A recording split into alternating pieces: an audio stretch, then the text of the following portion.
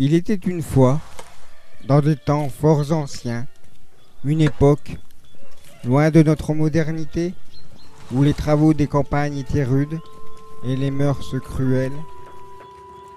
Une époque où les riches familles avaient des serviteurs qui tiraient l'eau à la pompe. Oh oui, une ère aujourd'hui dépassée où l'on s'éclairait à la chandelle, mais plus au silex.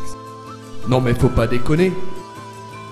Bref, une époque révolue et lointaine, il n'y avait pas encore de chasse d'eau et où l'on maltraitait les gueux.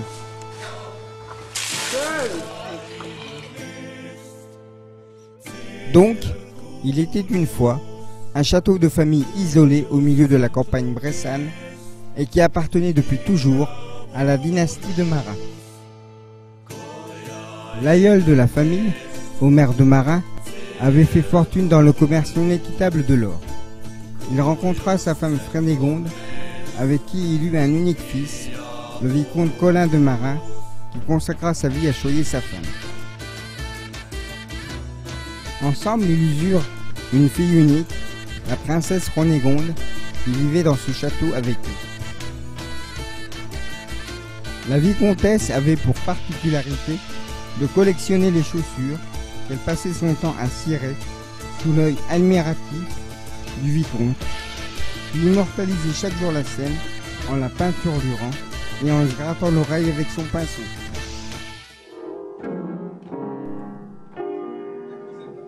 Le vicomte et la vicomtesse aimaient leur fille de tout leur cœur, mais désespéraient de lui trouver un prétendant.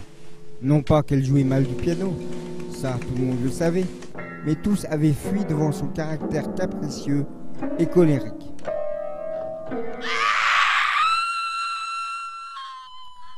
Ceci inquiétait beaucoup ses parents quant à l'héritage. Un avis aux habitants fut donc lancé afin de trouver l'heureux élu, qui garantirait à la famille une descendance. Père Bastide, qui habitait aussi les lieux, avait la main mise sur ce qu'il se passait au château, et savait tirer profit des nombreuses confidences que lui faisait la vicomtesse lors des confessions. Une malédiction est tombée sur notre famille. Laquelle, ma fille? Le fait que Renégonde ne trouve pas d'homme. Ah bon? J'aimerais tellement qu'elle trouve une famille noble et aimante. Écoutez, je vous invite à la prière. Grâce à cela, peut-être que elle trouvera une issue heureuse. J'espère. Je m'en remets à Dieu. Eh bien, prions. Prions. En réalité, il ne souhaitait en aucun cas que la princesse trouve son prétendant et désirait secrètement mettre la main sur un soi-disant trésor pour ramener des Indes l'aïeul de Marin. Il passait de longues heures à inspecter les plans du château.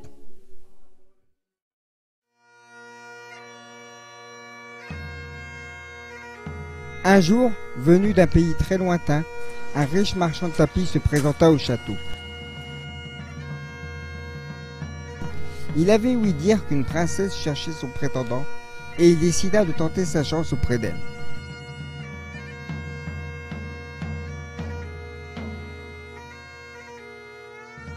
Père Bastide, à l'affût du moindre événement, ne manqua pas d'apercevoir l'étranger, qui risquait par sa présence de compromettre ses plans.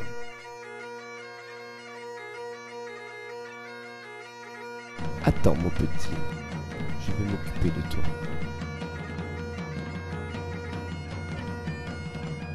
Le prétendant, fier et chargé de présents, se présenta à Renégonde sous l'œil bienveillant et plein d'espoir de ses parents qui observaient la scène depuis une fenêtre. Le riche marchand déballa ses présents, pensant subjuguer la princesse, et les parents semblaient déjà conquis. Mais c'était sans compter sur la présence machiavélique de Père Bastide, qui utilisa la phobie des crucifix de Renégonde afin de provoquer une de ses foudroyantes colères.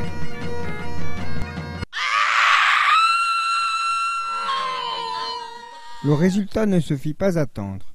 Devant ce cri aussi effrayant que strident, le marchand prit ses jambes à son cou et disparut de la contrée à tout jamais. Père Bastide, fier de sa manigance, s'empressa de faire constater aux parents le nouvel échec de leur fille, les plongeant à nouveau dans un profond désarroi.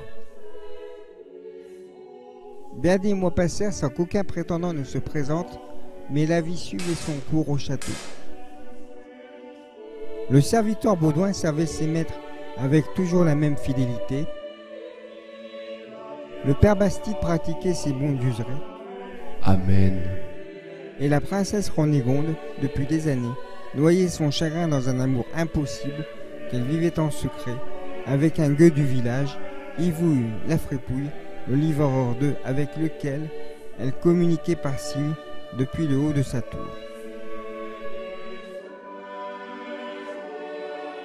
À chaque venue d'Yvouille la Frépouille au château, il passait de longs moments à s'envoyer de tendres baisers à distance.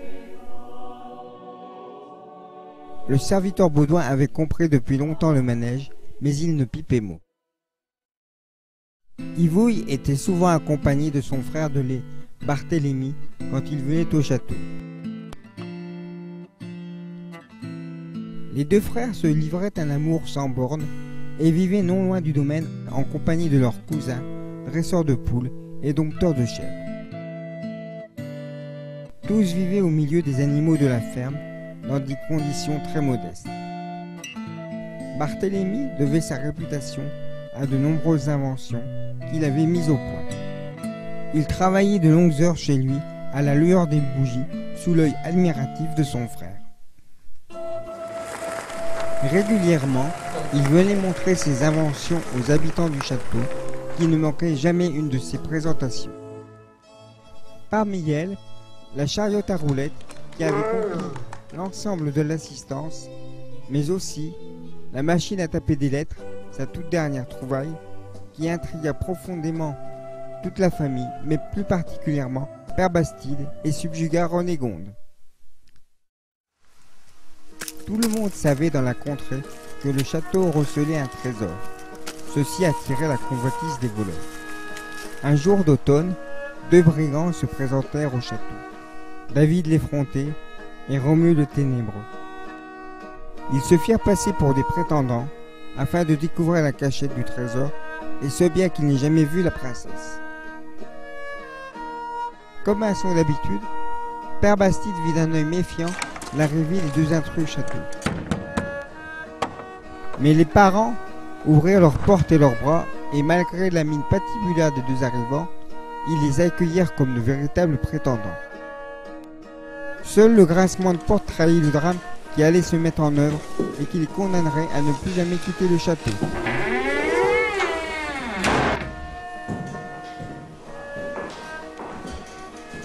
La vicomtesse indiqua aux deux complices l'antichambre où ils devraient patienter en attendant l'arrivée de la princesse Ronégonde, et la mère s'empressa d'aller chercher sa fille. Les deux voleurs se réjouirent d'être arrivés si facilement à pénétrer au château, et ils purent commencer à échafauder leur plan. David, l'Effronté, resterait en compagnie de la princesse, pendant que Romuald Ténébreux irait explorer le château.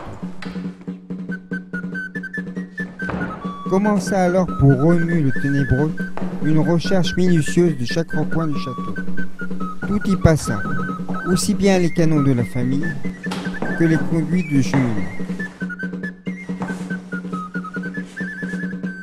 Mais comme il ne trouvait rien dans la première pièce, il partit inspecter le reste du château. Tous les couloirs furent visités. Il ouvrit tous les placards et farfouilla chaque recoin où pourrait se trouver le trésor recherché.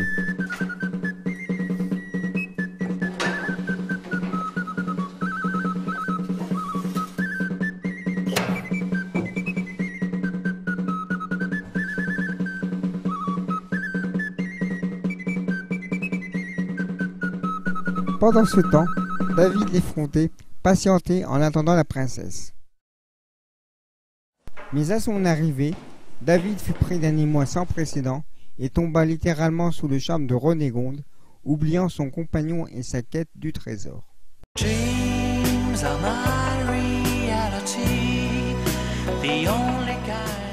Il fit toute une série de drôles de mimiques afin de séduire Ronégonde. Et Ronégonde sembla émue. David commença à raconter de nombreuses blagues salaces à Ronégonde. Les parents, quant à eux, avaient pris place derrière la porte pour écouter ce qu'il se passait. Mais l'humour de David laissa Renégonde indifférente, cette dernière préférant encore et toujours son gueux préféré, Ivouille la fripouille. C'est ce qu'elle avoua dans un excès de franchise à David l'effronté. C'est lui que j'aime. Ses parents qui se trouvèrent derrière la porte n'en crurent pas leurs oreilles. Et devant cet état de fait, ils décidèrent de convoquer tout le monde dans la cour du château. Le vicomte montra d'abord Ivouille, puis il désigna David l'effronté et fit comprendre par des gestes qu'un duel serait organisé. Le vainqueur du duel remporterait la fille. La princesse Renégonde fut désemparée d'apprendre cette nouvelle. Et la nuit tomba sur le château. Le lendemain matin, le duel eut lieu aux premières heures de la journée. Le serviteur distribua les armes. Renégonde, à son balcon, pleurait toutes les larmes de son corps. Elle savait bien qu'elle risquait de perdre son être aimé. Tout le monde s'était réuni pour l'occasion et il régnait une tension effroyable. Et alors que Romuald continuait à chercher le trésor du château, Renégonde ouvrit le duel en lançant sa couronne.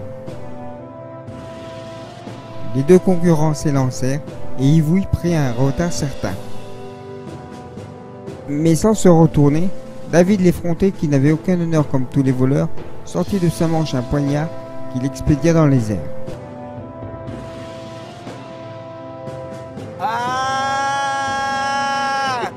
Le couteau vint se planter dans le dos d'Ivouille la fripouille, qui mourut sur le champ. Toute l'assemblée sembla désespérée du résultat du duel, mais pas autant que Renégonde. Cette dernière, voyant la dépouille de son être aimé, décida de mettre fin à ses jours en se jetant du haut du donjon. Seul Père Bastide se réjouit de la situation et la famille sombra dans une profonde tristesse.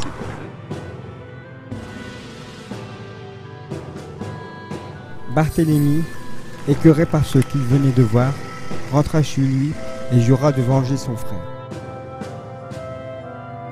Il resta de longs jours à pleurer à l'endroit où ils travaillaient ensemble. Pendant longtemps, il n'eut plus d'idée d'invention. Mais un jour, il se remit au travail et après maintes réflexions, il inventa le détecteur de trésors.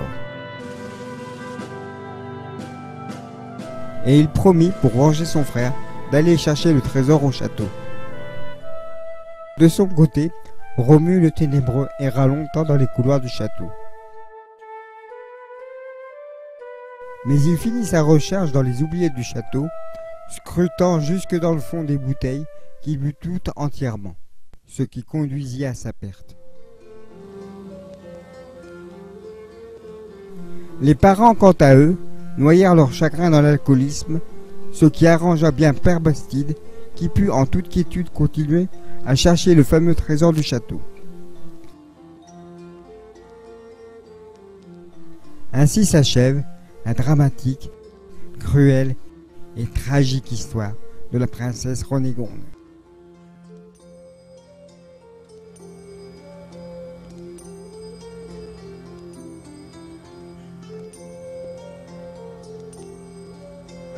Vas-y, Ludo.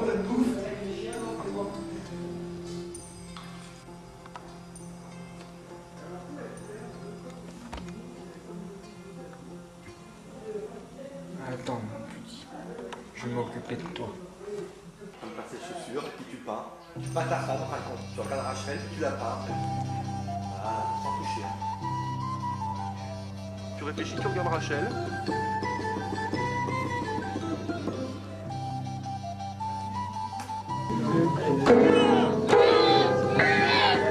Crie fort. Encore, ouais.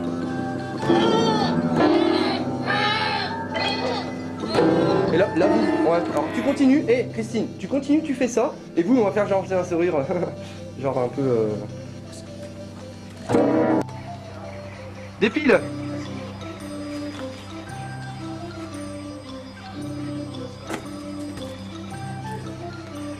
Refais. Vas-y, tu la poses. Yvan, tu le regardes d'un air sympa aussi. Regarde Jérôme. Vous souriez. Vous êtes content d'être frère.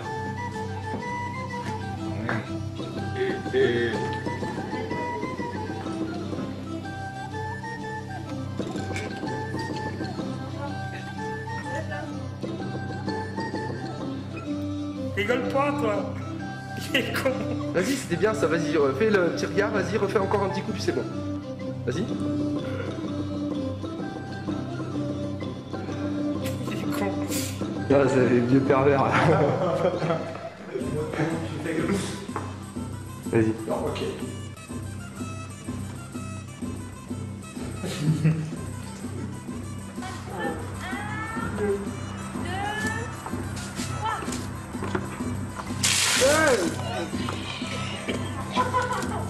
C'est bien, rien.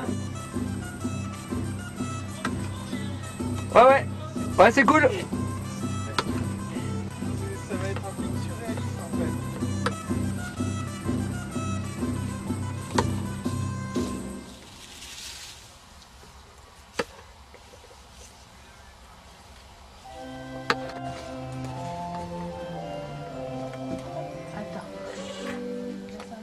Mais je le connais lui. C'est fermé, pourquoi tu les lâches pas? On n'aurait pas dû leur mettre. On peut vous voir, on peut te voir en train d'essayer de traire, Didine.